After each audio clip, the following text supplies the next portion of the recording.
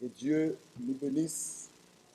Nous pouvons nous lever et prendre une écriture d'introduction dans Actes, chapitre 7. Bénisse aussi nos frères et sœurs qui nous suivent en ligne. Que Dieu puisse vous visiter. Actes, chapitre 7, verset 1 jusqu'à 8.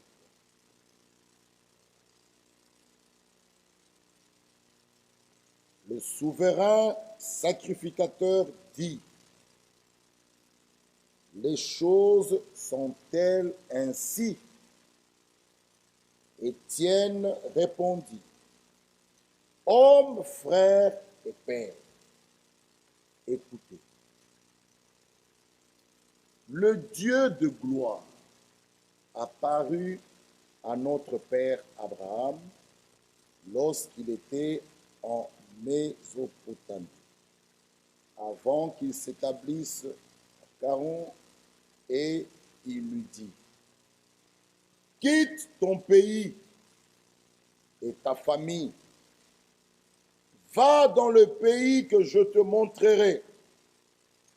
Il sortit alors du pays de Chaldéens et s'établit à Charan.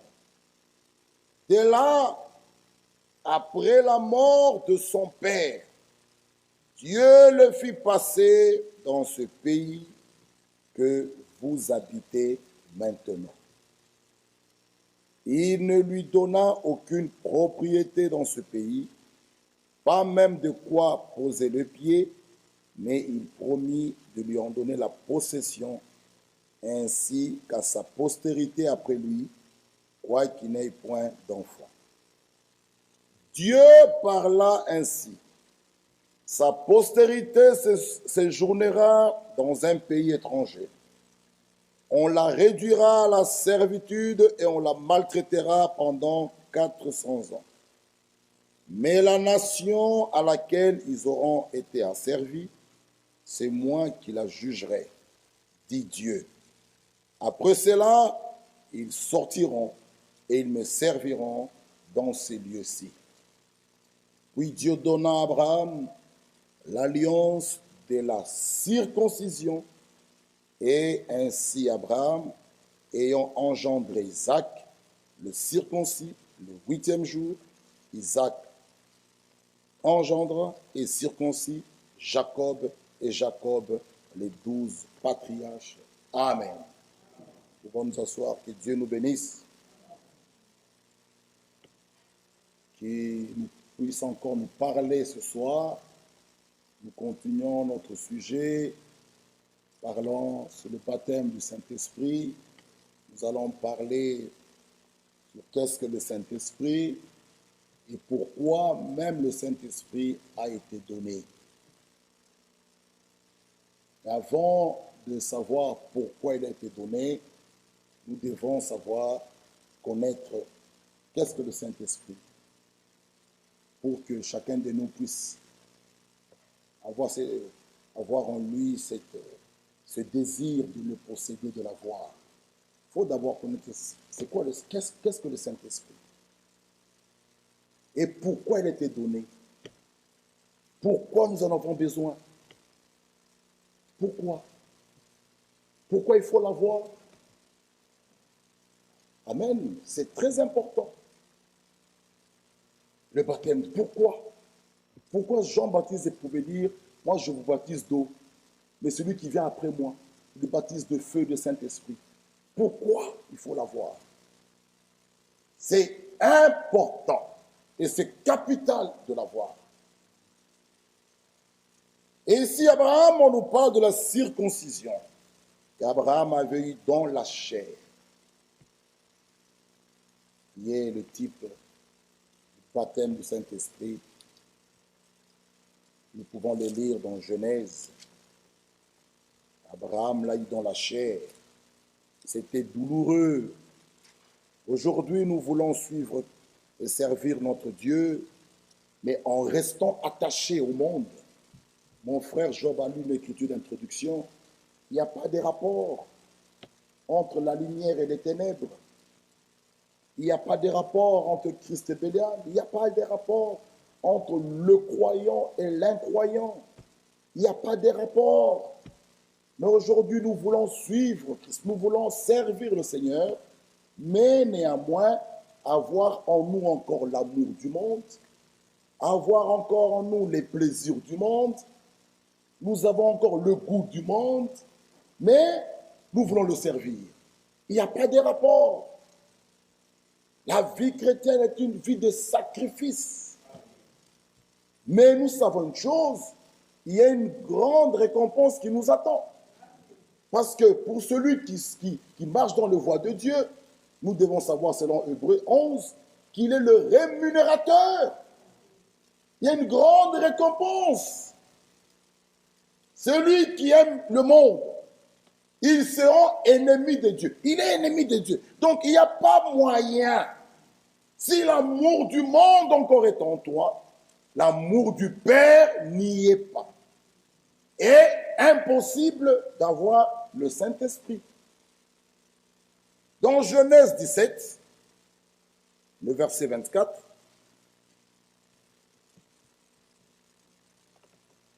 Genèse 17, 24, Abraham était âgé de 99 ans. 99 ans, c'est 99 ans qu'Abraham, lorsqu'il a été circoncis,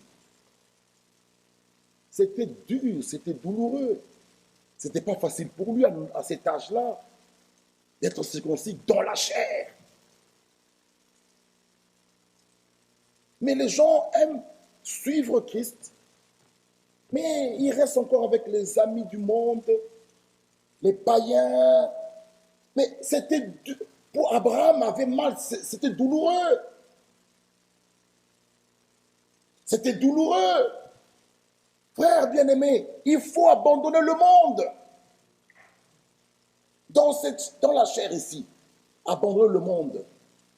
C'est douloureux parce que le monde avec ses plaisirs, sa clignote, nous venons de passer, on voit tout le monde, ils sont sous les terrasses. Ça c'est le monde. Mais nous ne sommes plus là. Mais pour se séparer du monde, c'était douloureux. Au début, là, c'était douloureux. Parce que nous étions comme eux. Nous aimions cette vie-là. Nous étions comme eux. Dans cette salle, beaucoup peuvent se mettre debout et témoigner. Nous étions comme eux. Il fait chaud comme ça, mais tous on était dehors, sous les terrasses, en train de prendre l'air, de rigoler. Mais regardez un peu ce que la vie, regardez un peu le psaume 1. Regardez, psaume chapitre 1, que vous connaissez. Heureux l'homme qui ne marche pas selon le conseil des méchants, qui ne s'arrête pas sous la voie des pécheurs et qui ne s'assied pas en compagnie des moqueurs. Mais nous étions comme eux. On s'assied dans ces compagnies, boire, manger, rigoler, parler des foot, parler des femmes, parler des vies sales. Mais aujourd'hui, frère, lorsque nous les voyons, nous disons, Seigneur, aide-les. Parce que nous étions comme eux. Nous étions là. Mais maintenant, souviens-toi le jour qu'on t'a prêché la parole, où tu devais prendre une décision, se séparer de cette vie. C'était pas facile. Abraham, c'était pas facile pour lui à 99 ans. Circoncis dans la chair. C'était dur, mes frères bien-aimés.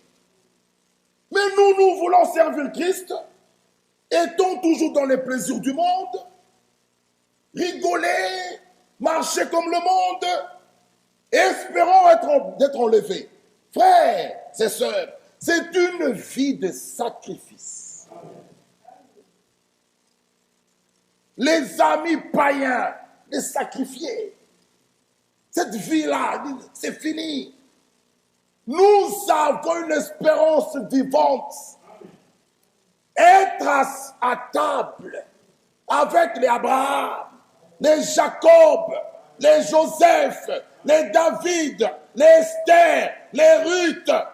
Mais c'est une espérance, frère bien-aimé. Lorsque nous pensons ça, juste penser, ça nous fait haïr le monde.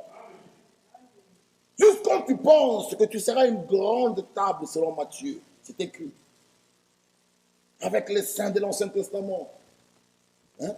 Les Paul, Paul, hein? Les Pierre, une grande table, au repas de noces, juste ça, tu ne peux plus aimer le monde. À quoi ça sert-il à un homme de gagner le monde entier s'il perdait son âme? Mes frères et sœurs, il est grand temps que chacun de nous arrête de se donner le Saint-Esprit fabriqué que je l'ai. Or, nous parlons de la circoncision qu'Abraham avait, mais nous, c'est la circoncision du cœur. Mais ne peut l'avoir, cette circoncision du cœur, que celui qui a le cœur pur. Jérémie 4. Ça ne sert à rien de te dire, je le Saint-Esprit, tu as un cœur mauvais, tu as encore de la haine. Il ne viendra pas, ton cœur ne sera pas circoncis. Lisez un peu avec Jérémie chapitre 4. Jérémie 4, 4. Jérémie 4, 4 nous dit, circoncisez-vous pour l'Éternel. Circoncisez vos cœurs. Ici, on parle de la circoncision du cœur. Ce n'est plus dans la chair. 8e jour, tout. Non. Ici, on parle de la circoncision du cœur. Romains. Romains chapitre 2. J'ai le Saint-Esprit. Oh, je l'ai. Mais ton cœur. Romains 2.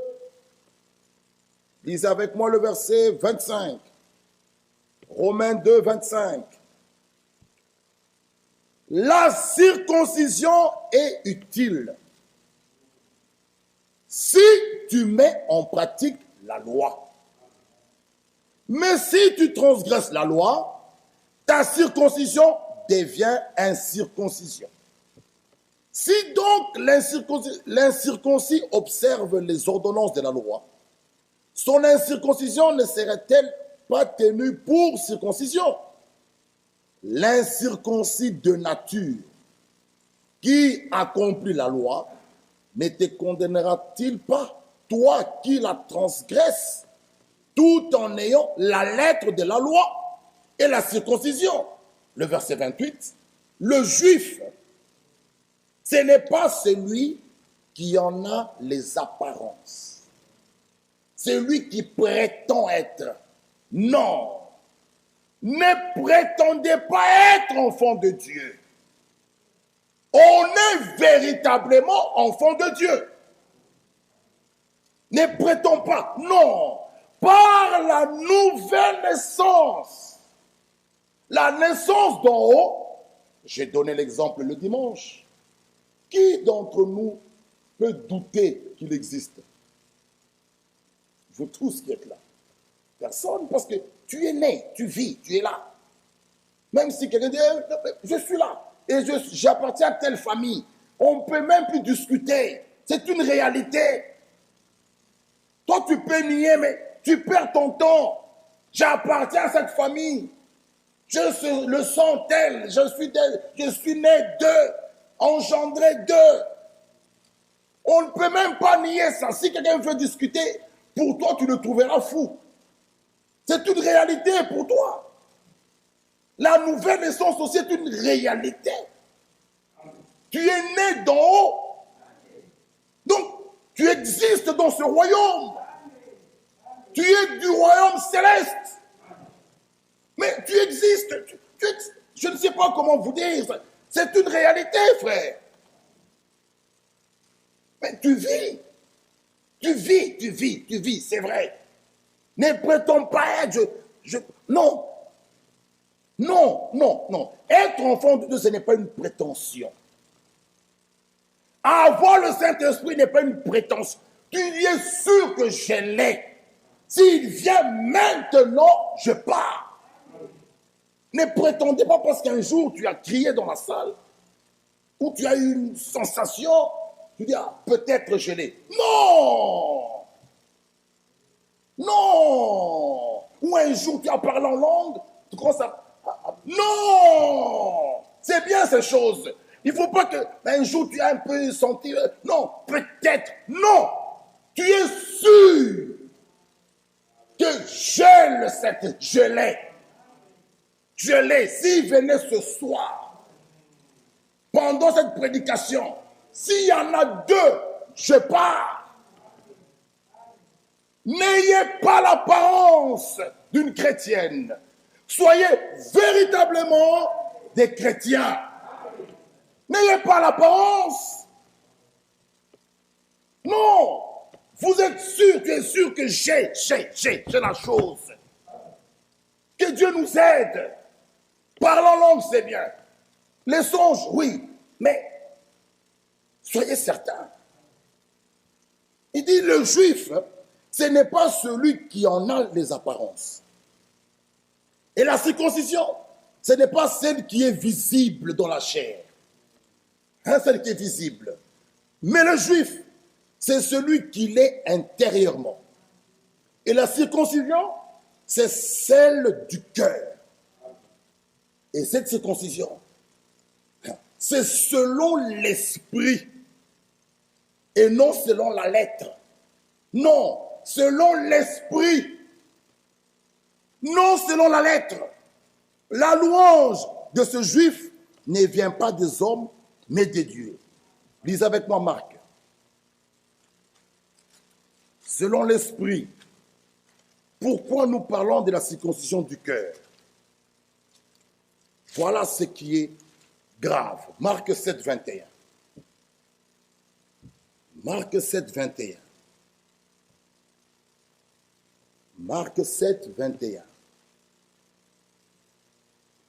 Car c'est du dedans, c'est du cœur des hommes que sortent les mauvaises pensées, les adultères, les débauches, les meurtres, les vols, les cupidités, les méchancetés, la fraude, le dérèglement, le regard envieux, la calomnie, l'orgueil, la folie.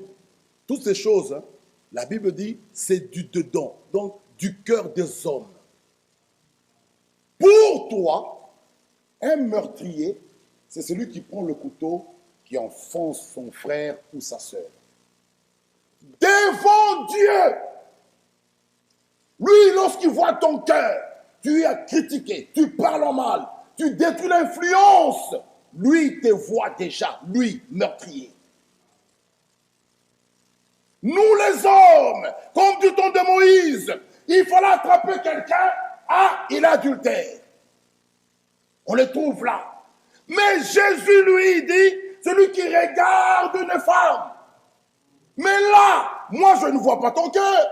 L'autre ne voit pas, même ta femme, tu peux être avec elle dans la voiture, elle ne voit pas que tu as convoité.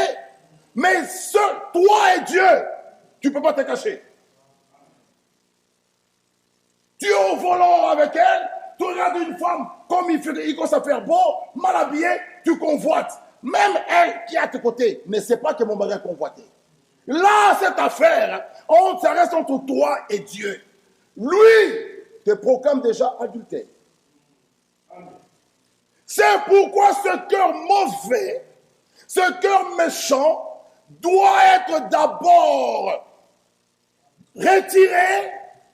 On te donne un cœur nouveau, selon Ézéchiel, et ce cœur nouveau, Dieu vient accorder la circoncision.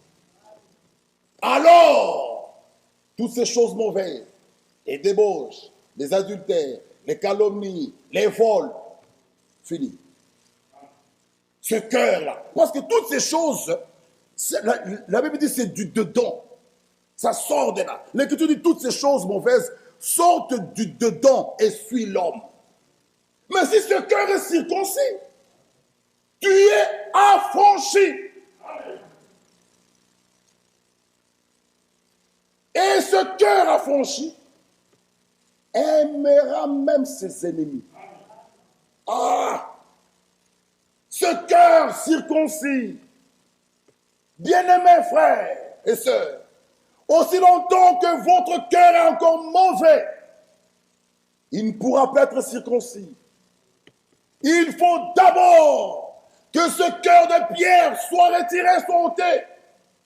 Que le cœur nouveau, un cœur de chair, te soit accordé et un esprit nouveau. Alors, tu es candidat. Tu es candidat. Le cœur, tout tourne là. Nous sommes tous assis. Nous nous regardons tous des agneaux même.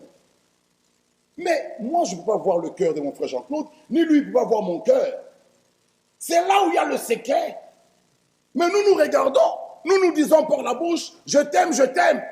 Mais est-ce que ça vient du dedans? Ou ça vient que des lèvres? C'est là le problème, frère. C'est là qu'il y aura beaucoup qui vont pleurer. Parce que beaucoup se donnent le Saint-Esprit. Beaucoup se donnent une nouvelle naissance. Une nouvelle naissance fabriquée.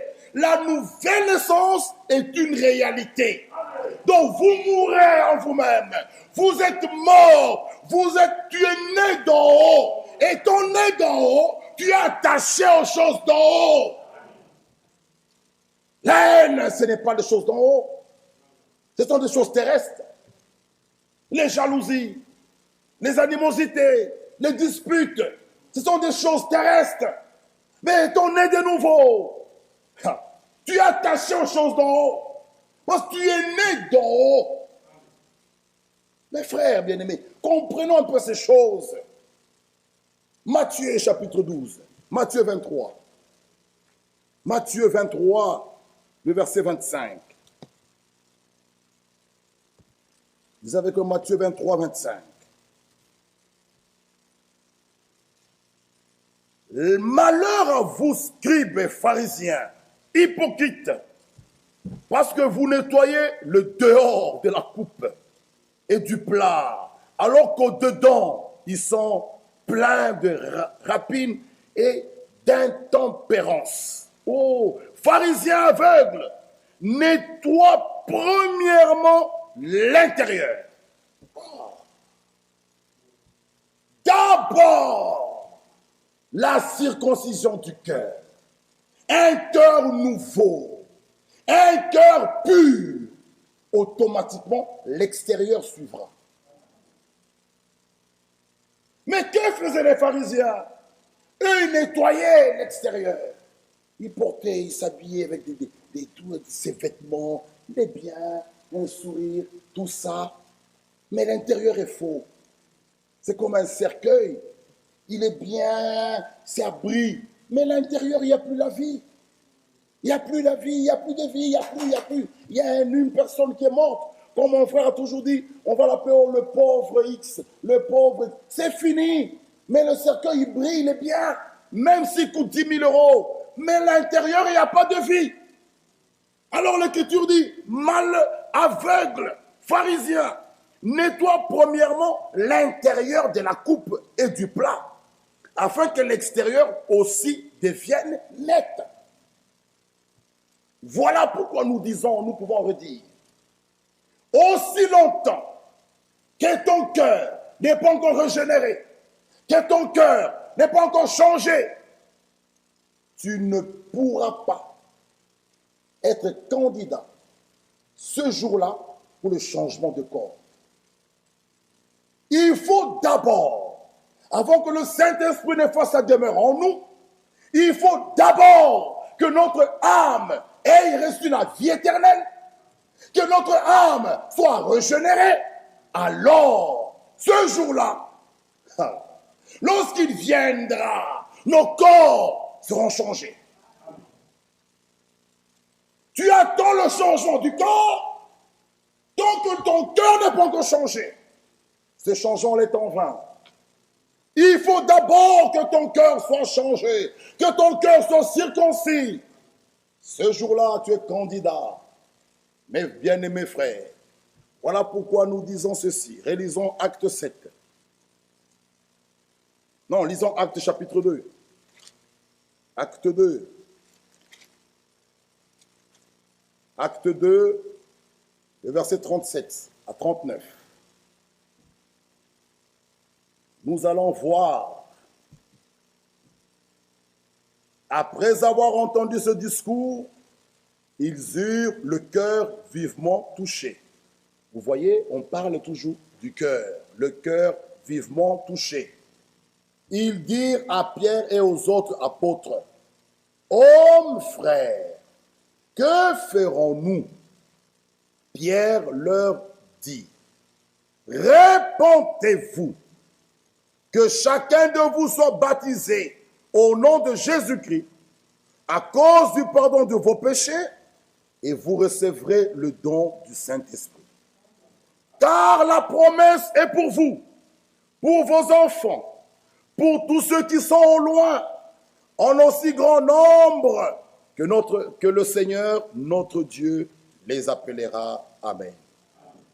La promesse d'être rempli du Saint-Esprit ne concerne pas seulement ceux qui étaient au début de la chrétienté. Là. Non, cela concerne tous les croyants véritables. Et tout celui qui s'est repenti, qui s'est fait baptiser réellement au nom du Seigneur Jésus-Christ, qui s'est converti, il est candidat à cette promesse. Nous avons montré le dimanche pourquoi beaucoup traînent pour l'avoir. La repentance, beaucoup se sont repentis sans qu'il y ait vraiment une réelle conversion. La repentance doit être suivie de la conversion. Et une réelle conversion nous fait aboutir à la nouvelle naissance.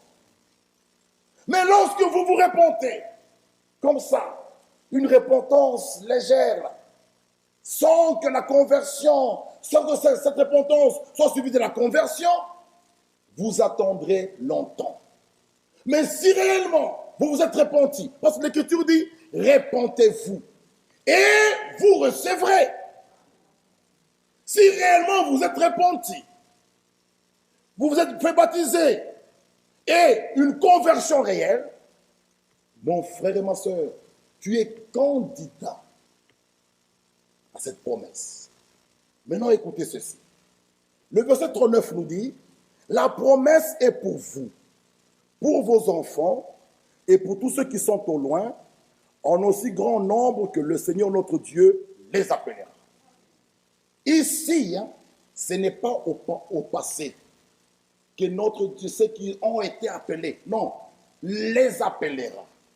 Cela veut dire, cette promesse nous concerne. Et écoutez encore ceci. Es-tu appelé de Dieu? C'est ça la question.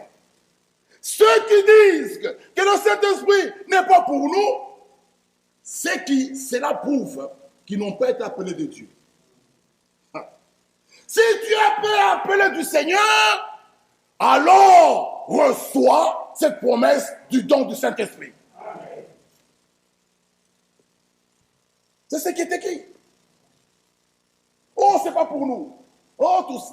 Même Paul, qui a cru plus tard, après la Pentecôte, a reçu le Saint-Esprit. Paul, il n'était pas dans la chambre haute, frère. Alors si on vient nous dire que le Saint-Esprit n'est pas encore là, il s'est arrêté là, c'est faux. Alors, tais-toi. Tu n'as pas été appelé par le Seigneur. Si réellement tu as été appelé par le Seigneur, cette promesse est pour toi. Réalisons, car la promesse est pour vous. Amen.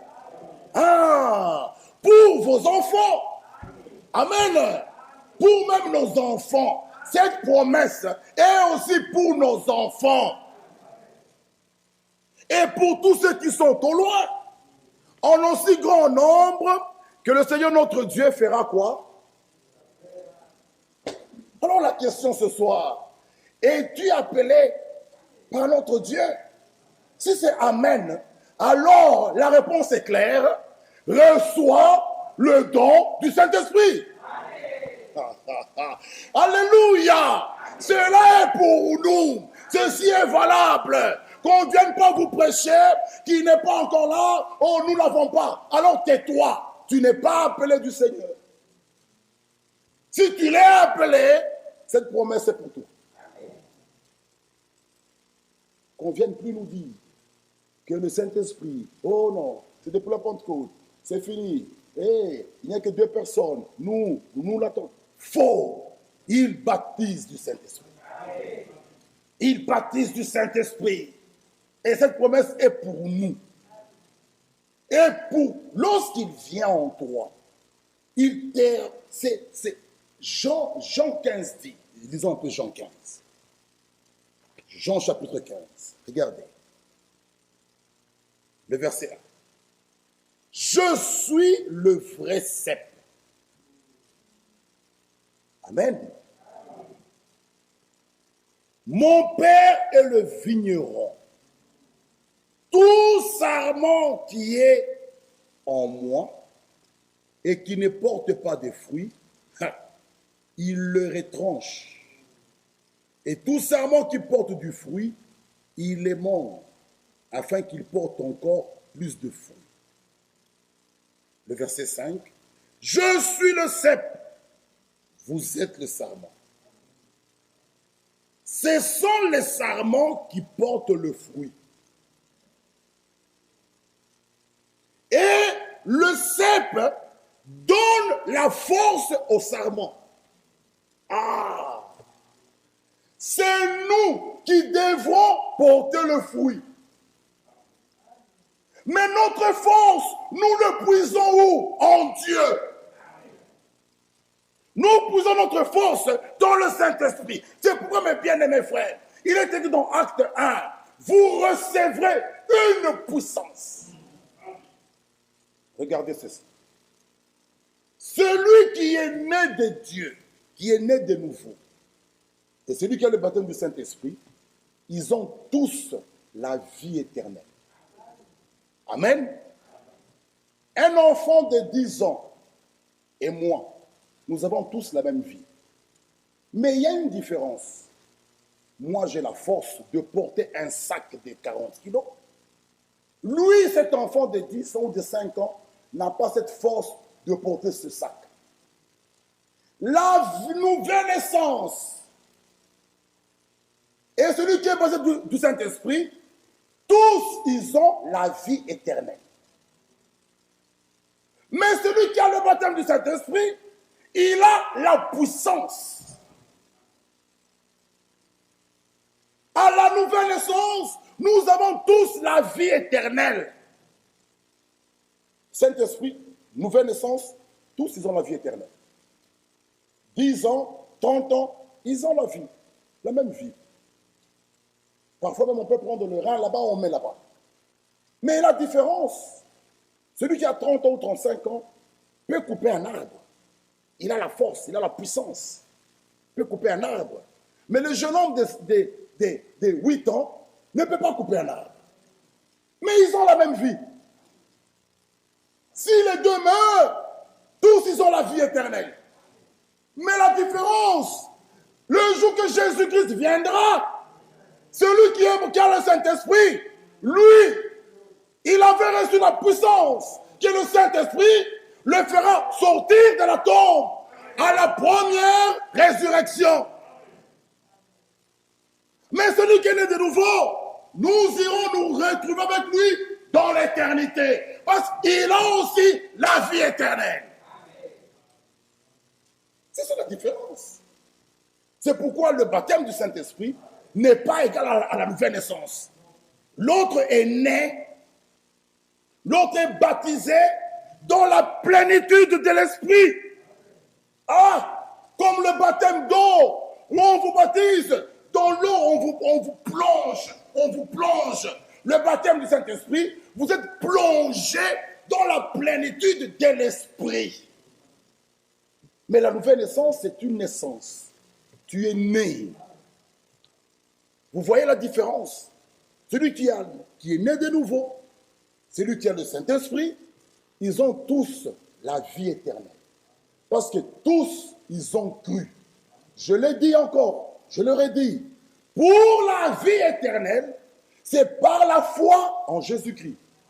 Même celui qui a le Saint-Esprit, s'il ne met pas la foi, il n'a pas la vie. Donc, tous nous commençons là.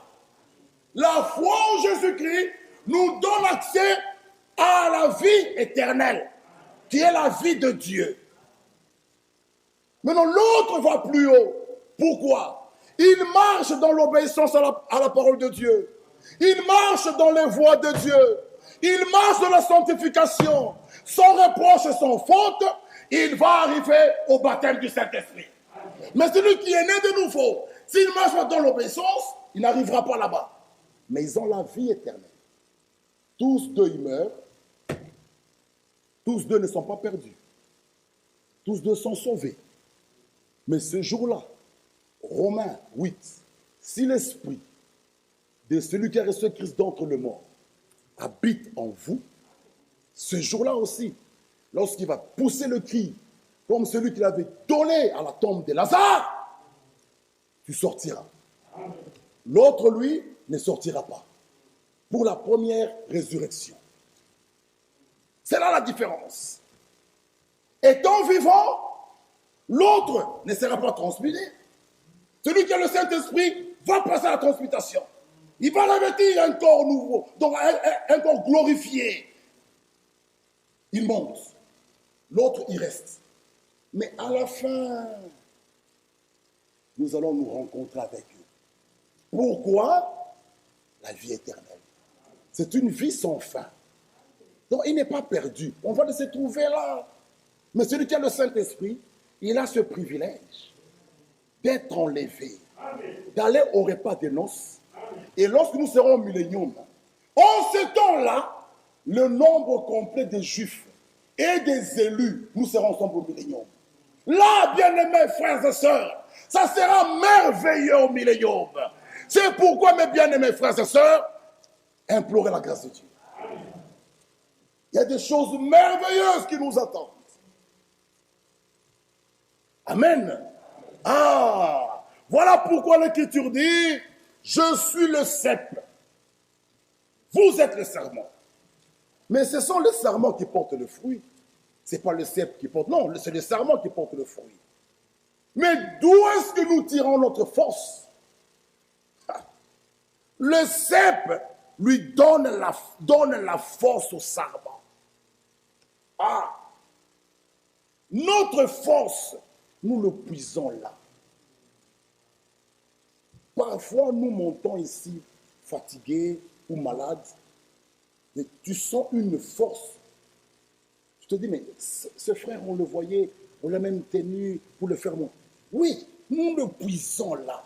Parce que le Saint-Esprit vient donner l'onction au prédicateur. Ah! Tu oublies même tes douleurs, tu avais mal, tu étais malade, tout tu oublies. Il te donne l'onction, il te donne une force. Après la prédication, on te voit encore, mais ce frère il sautait, on le voyait comme si c'était un jeune homme. Oui, il donne l'onction au prédicateur. Même à vous, tu peux venir malade, fatigué, il vient moindre la même onction dans la salle, et à la fin il y a des grandes choses. Il y a des prophéties, il y a des paroles en langue. Tout ça, c'est le Saint-Esprit. Lisons un peu Actes chapitre 9. Pour voir que même, pas seulement à la Pentecôte, parce qu'elle allait nous dire que cette promesse est arrêtée là, nous pouvons dire non, non, non. Parce que même Paul, comme nous pouvons dire, qui est venu après la Pentecôte, a reçu le Saint-Esprit. Lisons un peu dans Acte 9, le verset 17. Regardez. Ananias sortit. Lorsqu'il fut arrivé dans la maison, il imposa les mains à Saul en disant, « Saul, mon frère, le Seigneur Jésus qui t'est apparu sur le chemin par lequel tu venais m'a envoyé pour que tu recouvres la vue et que tu sois rempli du Saint-Esprit. » Amen. Ça, c'est le cas de Saul, qui est Paul. Vous pouvez lire la suite. Acte 10, pour gagner le temps. Acte 10, 43. Regardez, 43-47. Tous les prophètes rendent de lui le témoignage que quiconque croit en lui reçoit par son nom le pardon des péchés. Comme Pierre prononçait encore ces mots, le Saint-Esprit descendit sur tous ceux qui écoutaient la parole. Tous les fidèles circoncis qui étaient venus avec Pierre furent étonnés de ce que le don du Saint-Esprit était aussi répandu sur les païens. Car ils les entendaient parler en langue et glorifier Dieu. Alors Pierre dit, peut-on refuser l'eau du baptême à ceux qui ont reçu le Saint-Esprit aussi bien que nous? Vous voyez? Maintenant, lisez Acte 11, 15. Acte 11, 15. Lorsque je me fus mis à parler, le Saint-Esprit descendit sur eux comme sur nous au commencement. Là, Pierre lui-même confirme que toutes ces personnes aussi ont reçu le Saint-Esprit de la même manière qu'à la Pentecôte. C'est quoi Paul le dit clairement. Il dit, lorsque je me fus mis à parler, le Saint-Esprit descendit sur eux, comme sur nous, au commencement. Quand? Dans la chambre haute. Donc Paul lui-même confirme. Donc ça ne s'est pas arrêté qu'à la chambre haute. Là, Paul lui-même, apôtre, le déclare. Est descendu sur eux, comme sur nous, au commencement. À la chambre haute. Il dit, c'est la même. Paul lui-même, bien-aimés frères, qu'on ne vienne pas nous dire que c'est arrêté là. Non, il descend encore. Prenons encore un autre exemple. Acte 19. Acte 19. Nous sommes des candidats. Acte 19, le verset 2. Paul vient maintenant. Il a reçu lui le Saint-Esprit. Il vient aussi poser une question. Comme nous pouvons la poser aussi ce soir. Avez-vous reçu le Saint-Esprit après avoir cru? Ils lui répondirent, nous n'avons même pas entendu dire qu'il y a un Saint-Esprit. Il dit, ah bon? De quel baptême avez-vous donc été baptisés? Ils lui répondirent, du baptême des gens. Parce que Paul savait que le baptême, selon Acte 2, était accompagné de cette promesse.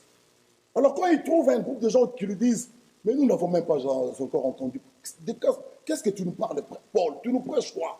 Paul dit, attendez. Vous avez reçu quel baptême? Parce que tout doit commencer là. Répondez-vous, soyez baptisés et vous recevrez. Mais comment vous me dites que vous ne connaissez? Qui vous a enseigné? Dites-moi un peu, allons un peu au commencement, retournons un peu. Mes bien-aimés frères, si le départ est faux, ça va vous attraper.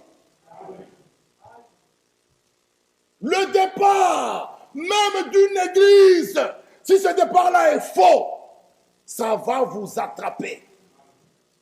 Vous pouvez voir que vous allez avancer, mais ça va. Le départ doit être correct. En tout, la repentance, une vraie repentance, suivie de la conversion. Cette conversion nous fait aboutir à la nouvelle naissance. Vous allez, sanctification, vous arrivez au baptême du Saint-Esprit. Mais si vous voulez contourner, puis c'est impossible, vous voulez, on a vu des personnes qui il est en troisième, il saute la quatrième, il se retrouve en cinquième. Il achète des bulletins. Bon, ça va t'attraper là. Mais là, tu peux encore... Tu termines. On a vu des personnes ayant des diplômes, ils n'ont jamais été au banc de l'école. Mais on les a vus, ça les a rattrapés. Dans les choses de Dieu, on ne sait pas faire ça. Il y a une marche à suivre. La repentance, répentez-vous. Cette repentance doit être accompagnée de la vraie conversion. La vraie conversion nous fait aboutir à la nouvelle naissance. La nouvelle naissance, vous allez dans la sanctification. Sanctification, vous arrivez au baptême du Saint-Esprit. Paul pose, de quel baptême? Il répondit des gens. Il dit, je comprends. Je comprends. Jean a baptisé du baptême de repentance, disant au peuple de croire en celui qui venait après lui, c'est-à-dire en Jésus. Mais sur ces paroles, ils furent baptisés au nom du Seigneur Jésus. Il dit, revenons un peu là. Acte 2. Revenons là. Et lorsque Paul leur a imposé les mains, le Saint-Esprit vint sur eux, ils parlaient en langue et prophétisaient. Cette promesse est valable aussi pour nous. Vous savez, bien-aimés frères, par l'effusion du Saint-Esprit, le Saint-Esprit déverse des dons. Et parmi les 9 dons de l'Esprit, le parler en langue, c'est le seul don où le croyant s'édifie lui-même. Lisons. J'aimerais qu'on lise, parce que vous me regardez. On nous a exhortés de mettre le doigt, de pointer tout ce que nous devons prêcher. Nous devons être capables de les appuyer avec les Saintes Écritures. Parce que la Bible est notre absolu. Amen. Que Dieu vous bénisse. Nous le croyons ici. La Bible est notre absolu. Lisons 1 Corinthiens. Comme vous le croyez, je le crois aussi. Que Dieu vous bénisse. Lisons 1 Corinthiens.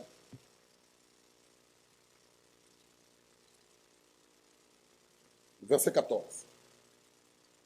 Vous y êtes? Ok. 14, 2 à 5. Hein? En effet, bon, même le verset 1. Recherchez l'amour, aspirez aussi aux dons spirituels, mais surtout à celui de prophétie. En effet, celui qui parle en langue ne parle pas aux hommes. Lui, il parle à Dieu. Car personne ne le comprend, et c'est en esprit qu'il dit des mystères. Celui qui prophétise, au contraire, parle aux hommes. Celui qui prophétise, dans une assemblée comme ici, lui, il est en train de parler aux hommes. Et la vraie prophétie qui vient de Dieu doit édifier, doit exhorter et doit consoler. Une vraie prophétie doit accompagner de ces 3 choses: l'édification, l'exhortation et la consolation. Maintenant, le verset 4 dit, celui qui parle en langue fait quoi? S'édifie lui-même. Le seul don parmi les 9, le parler en langue, tu t'édifies toi-même. C'est pourquoi, s'il n'y a pas d'interprète, il faut arrêter. Est-ce que nous on comprend rien? Seul à la Pentecôte, il n'y avait pas de don d'interprétation. Seul à la Pentecôte. Je vais vous le lire. Vous me regardez.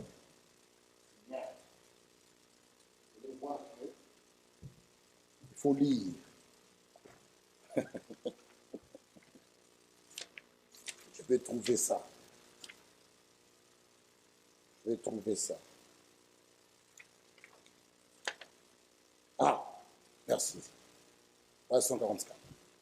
Le jour de Pentecôte, le don d'interprétation n'était pas encore nécessaire. Dans la chambre haute, là. Il n'y avait personne qui interprétait là. Il dit, l'Esprit de Dieu transmettait directement la parole de celui qui parlait à celui qui écoutait. Le don d'interprétation est venu plus tard. On le cite dans 1 Corinthiens 14. Et c'est bien que vous puissiez connaître ces choses, hein, parce que Dieu est un Dieu d'ordre. Si quelqu'un parle en langue et qu'il n'y a pas d'interprétation, il doit arrêter. Parce qu'il s'édifie lui-même. Nous, on ne comprend rien. Mais celui qui prophétise, lui, au contraire, parle aux hommes. On entend ce que la personne dit. Et une vraie prophétie est accompagnée de 3 choses. Ça exhorte, ça console et ça édifie. Des prophéties comme ton beau-père, il est sorcier depuis qu'il est venu de l'Afrique. C'est pourquoi tes choses ne marchent pas. Dieu a dit. Bon, ça m'édifie en quoi? Lorsque on va sortir d'ici, tu ne vas même pas encore arriver à la maison. Tu vas devoir téléphoner à ta femme. Dis à ton père de fermer ces histoires, que je le trouve dehors. Il te dira, mais chérie, attends. Non, je te dis que je ne le trouve pas. Tu ne vas même pas attendre le temps d'arriver chez toi, t'asseoir, manger, prier, parler. Tu ne voudras même pas le trouver là, parce qu'on a prophétisé. En quoi est-ce que ça édifie? En quoi est-ce que ça console? Ta femme te dit, si mon père part, moi aussi je pars. Tu lui dis, ok, tu iras avec lui. Ça édifie en quoi? Ça crée même un divorce. Ça édifie en quoi cette prophétie? Si ton beau-père est comme ça, mais amenez-le à l'église. Nous prions pour lui. Il sera délivré. Pourquoi le chasser? Parce que quand le chasse, qu'est-ce qu'il ira faire? Qu'est-ce qu'il ira faire? Oh mon fils, qu'est-ce qu'il ira faire là? Amenez-le à l'église. C'est là où il y a la puissance de Dieu. Nous imposerons les morts malades, même ceux qui sont liés. Jésus dit, l'Esprit du Seigneur est sur moi. Il m'a oint pour libérer les captifs. Et il dit dans Luc 10, je vous donne le pouvoir de marcher sur le scorpion, sur les serpents, rien ne pourra vous nuire. Pourtant tu les chasses. Maintenant, quel est le travail de l'Église? L'Église, on ne nous a pas donné la commission de construire des hôpitaux ou l'école. L'Église, on nous a donné Marc 16. Nous respectons l'hôpital, oui, parce que c'est Dieu toujours qui donne l'intelligence aux médecins. Mais nous, on ne nous a pas donné une mission. On construit l'hôpital Assemblée chrétienne de Ninove, notre hôpital. Nous ce n'est pas cette mission-là. Nous, on a une commission. Comme celle qu'on a donnée chez les disciples dans Matthieu. C'est la même commission qui renferme Marc 16. Allez pour toutes les nations, prêchez la bonne nouvelle. Celui qui croira, priez pour les malades, ceux qui sont liés, qui soient délivrés. C'est ça la commission de l'Église. Mais toi, tu chasses l'enfant, tu chasses ton beau-père. Qu'est-ce qu'il va faire? Tu l'as aidé en quoi? Tu les laisses encore liés? Non! La mission de l'Église, ceux qui sont liés soient délivrés. Amenez-les à l'Église. Arrêtons-nous là, que Dieu nous bénisse.